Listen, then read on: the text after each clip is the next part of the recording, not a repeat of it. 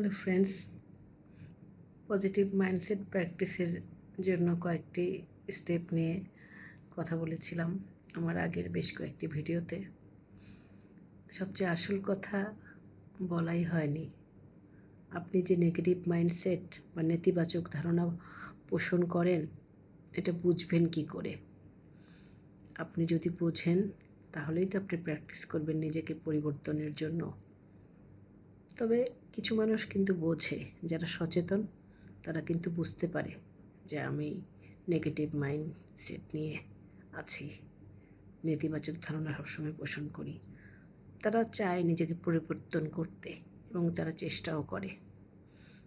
তবে কিছু মানুষ কিন্তু বোঝেই না, তারা টেরই পাচ্ছে না তারা যে নেগেটিভ মাইন্ডসেট নিয়ে ঘুরে বেড়াচ্ছে, এবং এই নেগেটিভ মাইন্ডসেটের কারণে নিজের জীবনকে দুর্বিষহ করে তুলেছে।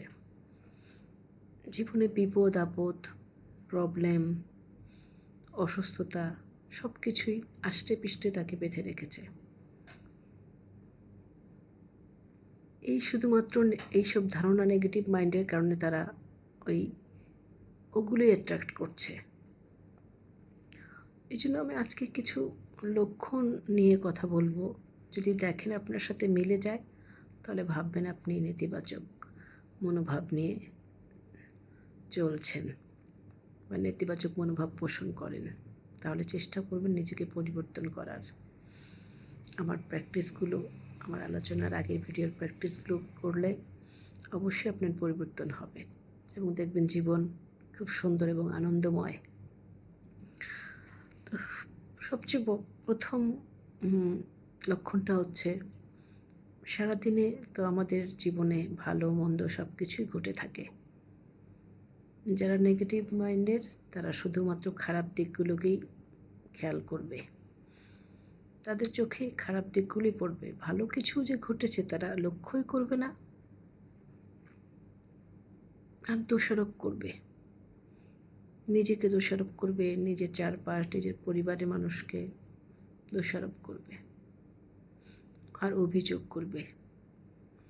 এমনকি সৃষ্টিকর্তার প্রতি, চারপাশে সবার প্রতি অভিযোগ আর অভিযোগ। আত্মবিশ্বাসের খুবই অভাব এদের, আর যে কোনো পরিবর্তনকে এরা ভয় পায়, কোনো পরিবর্তন মেনে নিতে পারে না।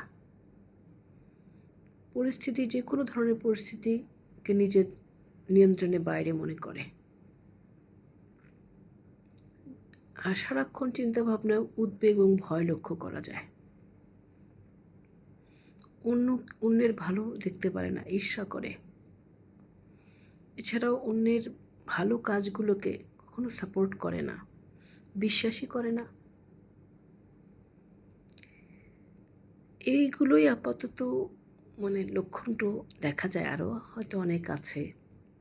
তো এগুলোই যদি আপনি বুঝতে পারেন আমার মধ্যে আছে, আপনি যদি টের পান, আপনি যদি এসব মিলে যায়, আপনার কিছু লক্ষণগুলো যদি মিলে যায়, তাহলে আপনি চেষ্টা করবেন আপনি নিজেকে পরিবর্তন করতে।